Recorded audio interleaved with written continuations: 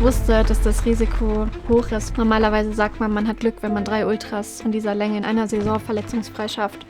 Während des Ganzen habe ich gedacht, wenn die Schmerzen jetzt nicht besser werden, dann muss ich leider aussteigen. Das große Ziel ist der UTMB im Herbst und vorher kann ich keine Fußverletzung gebrauchen. Man ist halt 75 Kilometer komplett allein unterwegs. Dann freut man sich schon, wenn man endlich wieder Menschen sieht und hört. Aber die größte Überraschung hat dann eigentlich kurz vorm Ziel auf mich gewartet.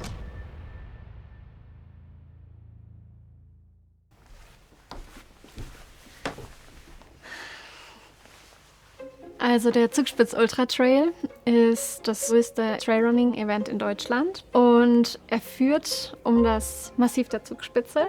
Es war 2018 auch mein erstes Trailrunning-Event. Seitdem konnte ich irgendwie leider in keinem Jahr mehr zurückkommen, aber dieses Jahr wollte ich endlich wieder an der Startlinie stehen. Dadurch, dass fast alle Sponsoren von mir vor Ort waren, hatte ich halt auch die Tage davor recht viel zu tun. Am Abend vor meinem Rennen war die Filmpremiere von meinem FKT-Film, den ich mit The North Face dieses Jahr gemacht habe.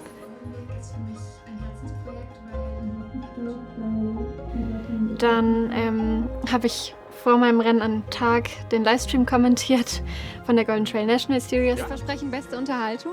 Absolut. Und hoffen auf ein spannendes Rennen hier beim Garmisch-Partenkirchen Trail. Das war der erste Livestream, den ich bisher je gemacht habe. Und ich war vorher schon ganz gut angespannt, weil ich hatte schon Sorge, was ist, wenn wir mal eine Sprechpause haben oder wir wussten, wir müssen 20 Minuten Zeit überbrücken. Was erzählen wir uns da? Aber am Ende war es, glaube ich, echt ganz gut. Gerade weil ich vor dem Livestream so aufgeregt war, ist danach die Anspannung so richtig abgefallen. Und das Gefühl, heute Abend geht's wirklich los, das habe ich irgendwie gar nicht richtig bekommen, weil durch den Livestream schon einmal so ein Adrenalinkick war. Eigentlich bin ich schon jemand, der gerne an Routinen festhält. Ich glaube, ich habe das auch noch so ein bisschen vom Tennis übernommen, so ein bisschen diesen Aberglaube, es tut gut, wenn man alles immer gleich macht. Und das war schon ein bisschen schwierig, dass das in Garmisch diesmal komplett aufgebrochen war. 1059 Kilometer, 9 Grad. Ich ziehe mich jetzt aber lieber zu warm an. Weißt du, das lange Arm kann ich immer noch ausziehen zur Not. Ja, na voll, ich such's gleich, ja. Und ich habe das T-Shirt ja extra. Auf der anderen Seite hat es mir vielleicht auch die nötige Lockerheit gegeben, weil auch meine Verpflegung am Tag vorm Rennen ist sonst immer total getaktet, weil mein Magen immer empfindlich ist und da ist eigentlich nichts dem Zufall überlassen. Die beiden Flaschen füllst du bei der ersten auf und dann danach füllst du einfach immer die alten bitte auf. Genau, ja, easy. Ich habe sogar noch ein Stück Rhabarberkuchen gegessen. Das würde ich normalerweise niemals machen. Und im Endeffekt war mein Magen in der Nacht so gut wie noch nie. Vielleicht sollte ich jetzt immer Rhabarberkuchen vorm Start essen. Ich habe jetzt schon vor diesem Rennen nicht wirklich getapert, weil ich es als Training für ein Nachtrennen nehmen möchte. Aber es ist das letzte lange Race vorm UTMB und deswegen will ich es auch ein bisschen als Generalprobe nehmen, auch wenn ich jetzt halt nicht so vorbereitet bin, wie ich es mir gewünscht hätte.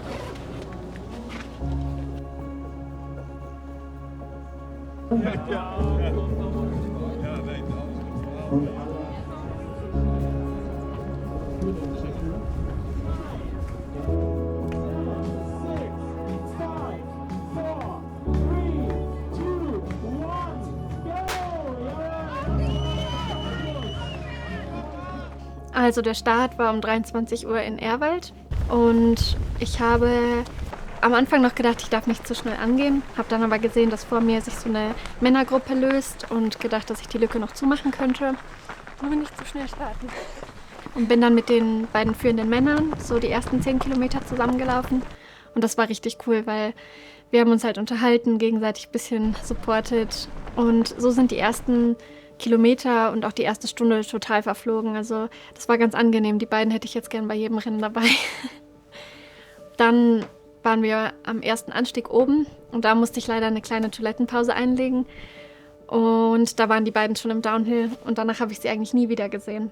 Hinter mir war dann aber auch schon recht schnell niemand mehr, sodass ich eigentlich von da an komplett allein war.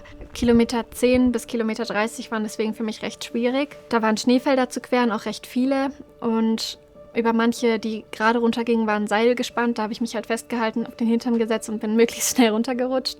Ich habe auch eine ziemlich blaue Pobacke davon.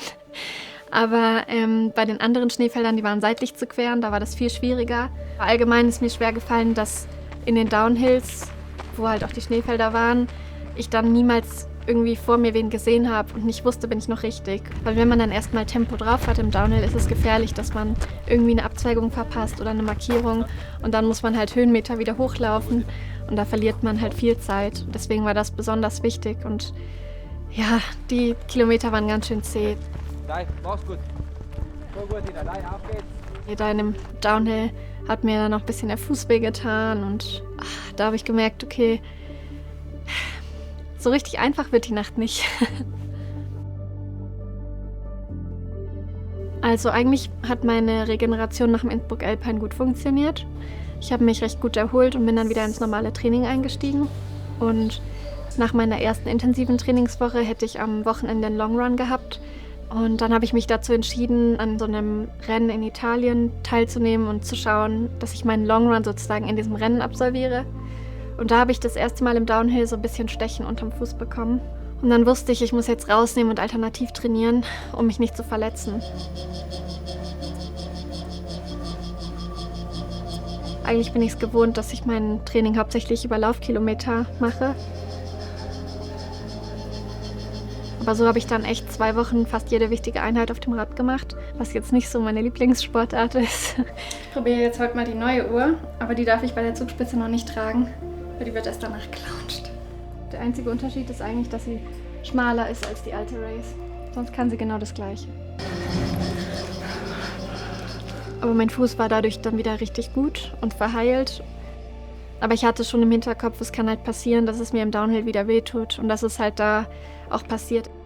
Also ich habe schon bei der Verpflegungsstation mit mir gehadert, weil ich halt gedacht habe, das große Ziel ist der UTMB im Herbst und vorher kann ich keine Fußverletzung gebrauchen. Und ich wusste, dass das Risiko hoch ist, wenn ich Istrien, Innsbruck und Zugspitze laufe. Das sind alles 3 lange Rennen und normalerweise sagt man, man hat Glück, wenn man 3 Ultras in dieser Länge in einer Saison verletzungsfrei schafft. Deswegen ist absolut wichtig, dass ich nicht mit Schmerzen laufe und mich nicht verletze. Und das hatte ich halt sowohl vorm Zugspitz schon im Kopf, als mir der Fuß das erste Mal wehgetan hat, als auch während des Rennens. Während des Rennens habe ich gedacht, wenn die Schmerzen jetzt nicht besser werden, dann muss ich leider aussteigen, weil das Wichtige ist der UTMB. Dann ging es aber zum Glück in das flachere Stück und da bin ich die Fußschmerzen losgeworden und seitdem sind sie auch nie wiedergekommen.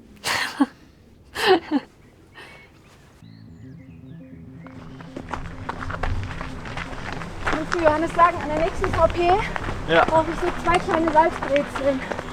Okay, sag ich ihm. Danke. Ab Mittenwald war so ein flowiger Trail, ein bisschen up and down und dann kam man so auf so ein flacheres Stück, was halt schon immer so 1-2% Anstieg hat, aber halt im Vergleich zum Rest schon flach ist, beim Schloss Elmau. Und da hatte ich so ein richtiges Hoch, da hatte ich so ein richtiges Gefühl, dass die Kilometer verfliegen und ich mich gut fühle und da hatte ich eben auch keine Schmerzen mehr.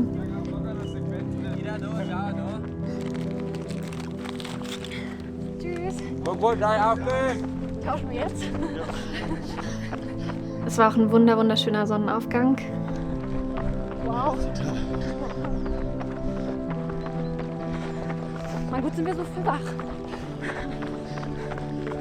Und ich hatte irgendwie das Gefühl, dass so diese ganze Morgenstimmung mir total viel Kraft gegeben hat. Schwierig ist es dann erst geworden bei der Laubhütte. Da habe ich mich so ein bisschen verschätzt mit der Verpflegungsstation. Ich habe gedacht, sie ist etwa 5 Kilometer eher. Und da sind mir meine Getränke leer gewesen und meine Energiereserven waren einfach ein bisschen leer. Da ist es sehr zäh geworden. Dadurch, dass der Start halt um 22 Uhr war, waren es dann echt viele einsame Stunden und man ist halt 75 Kilometer komplett allein unterwegs. Dann freut man sich schon, wenn man endlich wieder Menschen sieht und hört und merkt, dass man nicht mehr allein unterwegs ist. Ich habe in dem letzten Uphill zum Osterfelder hoch die ganze Zeit gehofft, dass eben, wenn ich oben am Kreuzeck rauskomme, dass da Leute warten. Und es standen halt auch vorher schon Schilder, in 2 Kilometern wartet die Cheering Zone auf dich, nur noch 500 Höhenmeter. Und da war ich halt vor der ersten Gondel und deswegen war eigentlich niemand da. Das war ein bisschen traurig, aber das hat mich zumindest da hochgepusht. Also eigentlich handhaben wir es immer so, ich habe ja mein Handy dabei, weil es in der Pflichtausrüstung ist. Und dann schreiben mir die ganze Nacht über meine Eltern und meine Schwester.